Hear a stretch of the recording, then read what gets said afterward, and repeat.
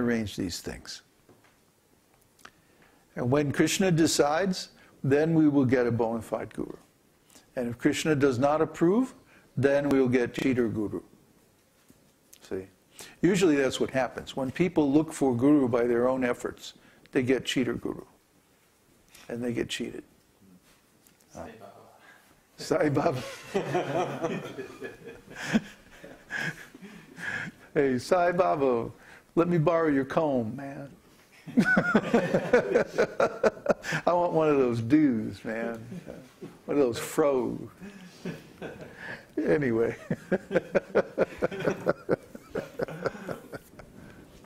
Kṛṣṇa. So Kṛṣṇa is doing all these. Kṛṣṇa is arranging all these things.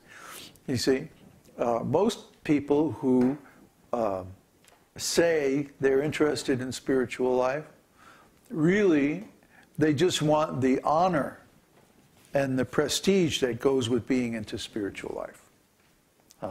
They think it's cool to be into spiritual life, or maybe their friends think it's cool. And so they want to look cool to their friends, you see? So really they're thinking, their desire in their heart is, oh man, I really want to look cool to my friends. See?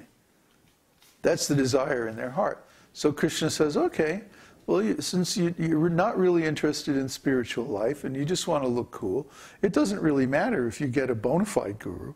So here's this whole raft of cheater gurus. Just pick anyone, that's all right. They're all the same. Huh? Oh, it is all one, you are God, yes, yes. Kṛṣṇa. Huh? So many cheater gurus. Take your pick. So if you choose, you will choose wrongly. But if you pray to Kṛṣṇa and you say, Kṛṣṇa, I don't know anything about spiritual life. I don't know what's right or wrong. I don't know who's real and who's a cheater. You please arrange it somehow or other that I will find a real guru. And then you let Kṛṣṇa do his thing. Let Kṛṣṇa make the arrangement. Let Kṛṣṇa find your guru. Let Kṛṣṇa hook you up with your guru. See? And then your desire is simply, I just want to, whatever the teaching is or whatever the practice is, let me just do it.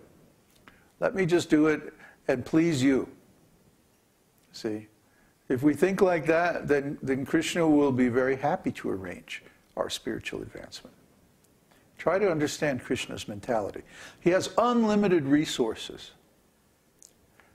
unlimited power, unlimited. He's God. He's always been God. He's always going to be God.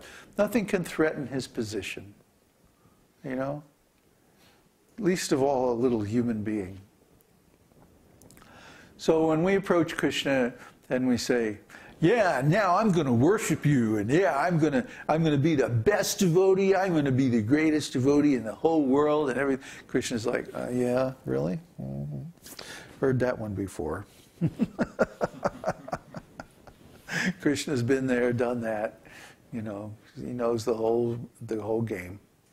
He's seen so many people, so many pretentious fools. Because this science or this practice of devotional service is not easy. It's not easy. It means going against nature. It means going against our conditioning for thousands and millions of births. You see? Where do we get the power to do that? We don't have the power to do that. We can't do that. Huh? And if we try to do it ourselves, we just fall down. We just fail. So how can we actually advance in spiritual life? By the power of Kṛṣṇa.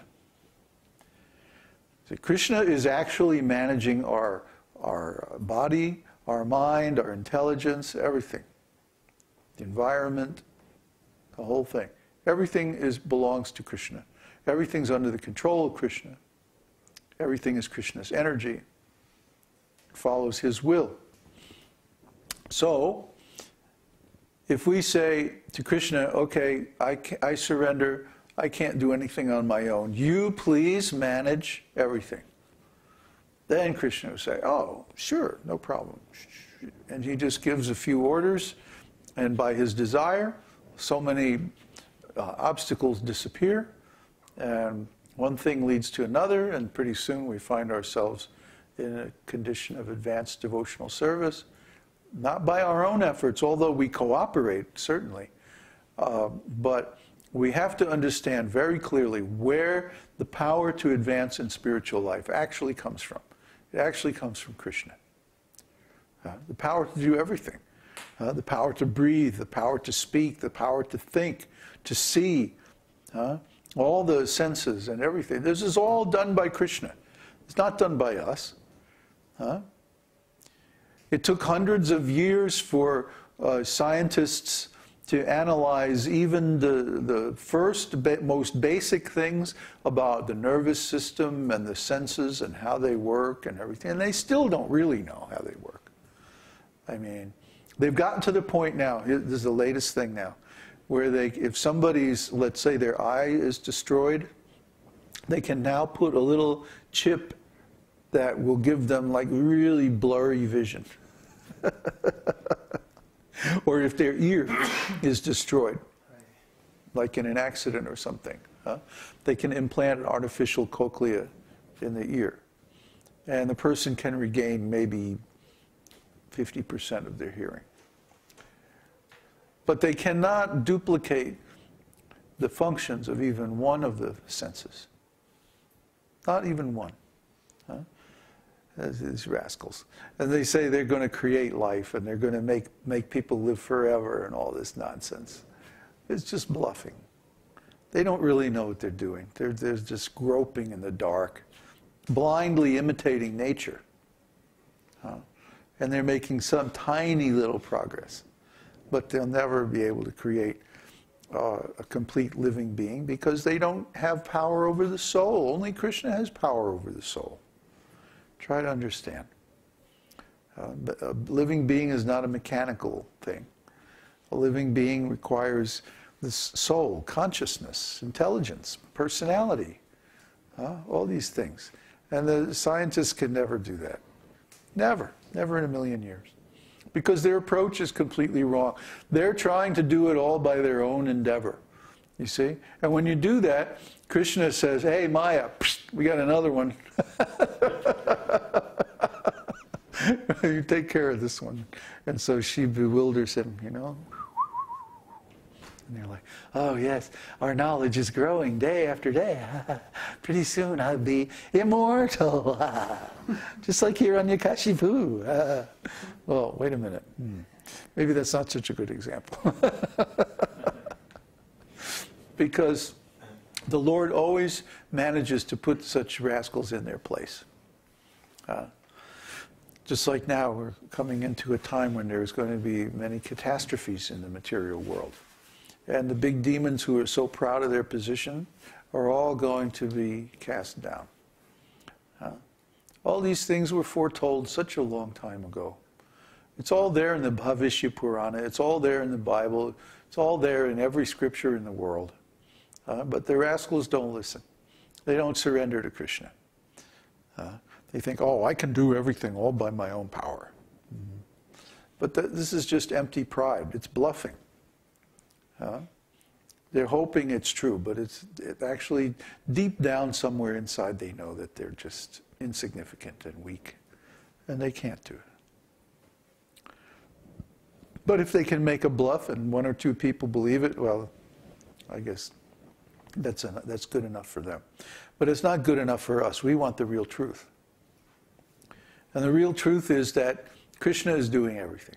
So if you really want spiritual life, or even if you really want just tolerably happy material life, you have to surrender to God. You have to surrender to Kṛṣṇa, because He's the real doer. He's the real owner. He's the real knower. He's the knower of the field. And He's the doer, the operator of the machine of the material body and mind. See? We're just along for the ride. We're dependent, completely dependent on Kṛṣṇa in every way. And the quicker we learn that, the quicker we stop beating ourselves up by trying to do the impossible.